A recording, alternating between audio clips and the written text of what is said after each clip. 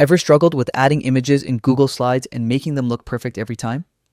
Today, I'm going to show you how to use image placeholders to make your slides look clean, professional, and consistent without wasting any time.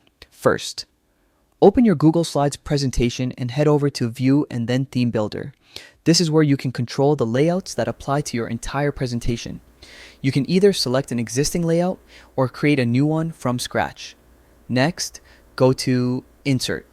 Choose Placeholder and then select Image Placeholder. Pick the shape you want, circle, rectangle, or any shape that fits your style, and draw it onto your layout. This placeholder acts like a frame, making sure any image you insert later automatically fits the shape perfectly. Once your placeholder is ready, just close the theme builder.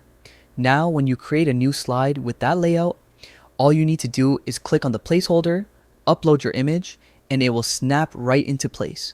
No resizing, no cropping, no messing around.